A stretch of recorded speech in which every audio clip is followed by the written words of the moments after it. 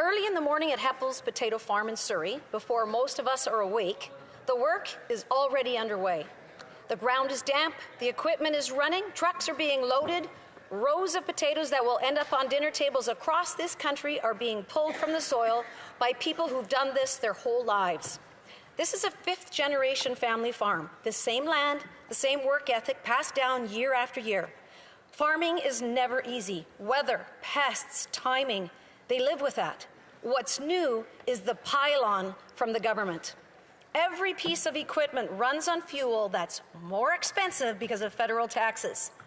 Fertilizers cost more, packaging costs more, transport costs more.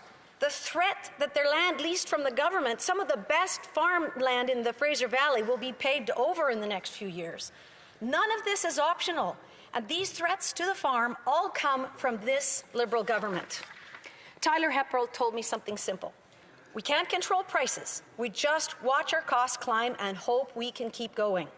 Speaker, when people who grow our food are worried about whether they can keep farming, that should worry us. We often hear from this government that there are no taxes on groceries. Well, I'd like to demonstrate the reality of those taxes and those inflationary policies that are forcing food prices to skyrocket in Canada. Let's take the example of something as ordinary as a single pound of potatoes from the Heppel family farm. That potato starts in the ground. To plant it, the farmer needs diesel to run his equipment. That diesel now carries a fuel standards tax. Before the potato is even grown, policy has already added cost. Then comes fertilizer. Fertilizer production is energy intensive, which means it carries the industrial carbon tax. That cost doesn't stay at the factory. It's built into the price that farmers pay. Again, no choice. You can't grow potatoes without fertilizer.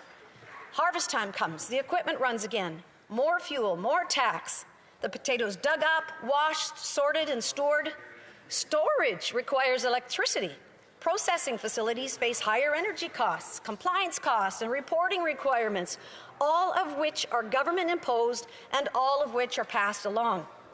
Now, the potato needs to be packaged. This is where red tape turns into inflation.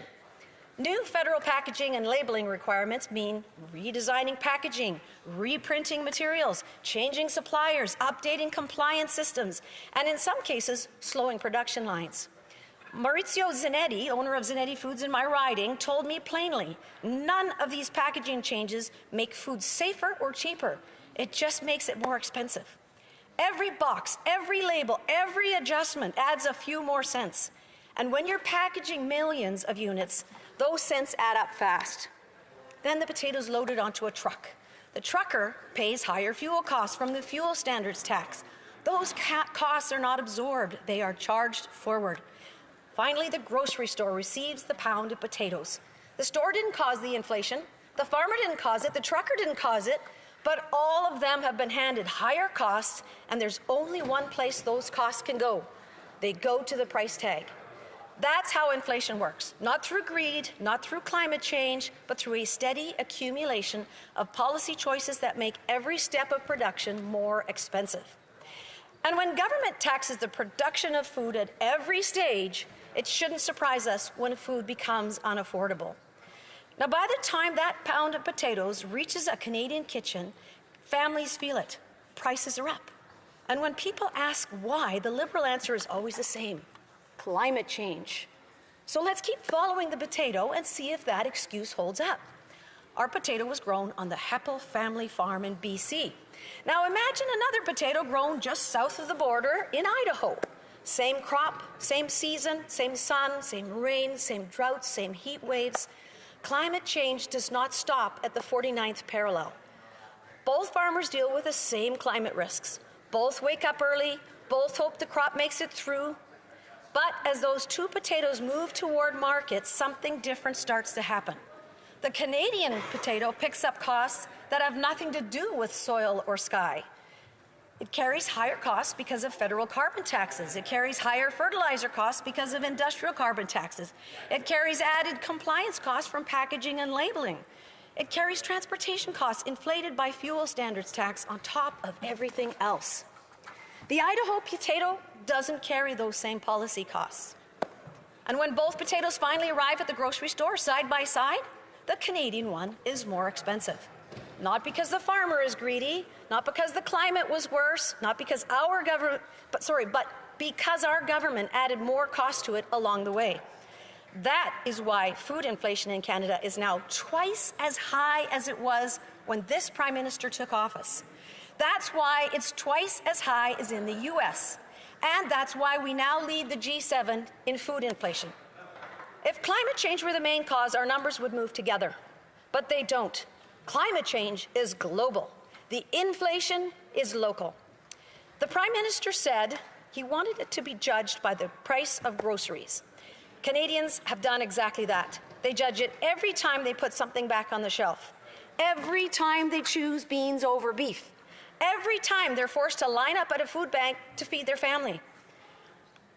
This isn't a mystery. It's the result of choices made here, added step by step, potato by potato. So let's follow that same pound of potatoes one last step.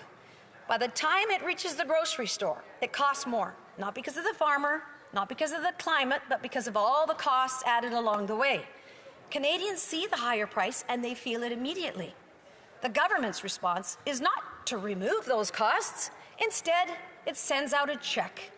They call it help. They call it relief. But what they're really doing is this. After making that potato more expensive to produce, transport, and sell, they are borrowing money to give a small portion of that back. The Parliamentary Budget Officer looked at this plan and told us it will cost billions of dollars over the next few years. That money is not coming from savings, it's not coming from growth, it is borrowed. So think about what that means. We add cost to the potato on the way up, the price rises, then we borrow money to soften the blow. That borrowed money adds to inflation, and inflation makes the potato even more expensive. It's a loop. A family might get a check today, it might help for a month, but it doesn't make fuel cheaper for the farmer, doesn't make fertilizer cheaper, doesn't remove the packaging rules and transport taxes. All of those costs are still waiting for the next harvest. So the potato goes through the same process again, only this time the dollar buys a little less.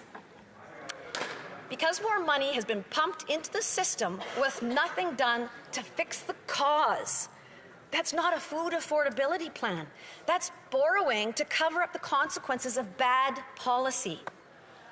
Real relief would be stopping the cost increases at the beginning of the potato's journey, not mailing out checks at the end and pretending the problem's solved. We've followed a simple pound of potatoes all the way from the field to the family table. We saw how costs were added step by step. Fuel taxes, fertilizer taxes, packaging rules, transport costs, until that potato cost far more than it should. We saw how the government blamed the climate, even though the same climate exists beyond our borders. We saw how their final answer was to borrow billions to send out checks, which only makes the potato more expensive. Our Conservative motion offers a different path. Instead of adding cost to the potato at every stage, we say, remove the hidden taxes that drive up the cost of producing and delivering food. Stop treating farmers and truckers as problems to be managed and start treating them as partners who feed the country. Stop trying to buy Canadians off with gimmicks and tricks that will only end up costing us more. Canadians don't want a check that disappears in a month. They want food that they can afford every week. If we want fewer people lining up at the food banks, we have to stop making food more expensive in the first place. That starts here with this motion. This is common sense. It's time. Let Canadians keep more of their own money, one potato at a time.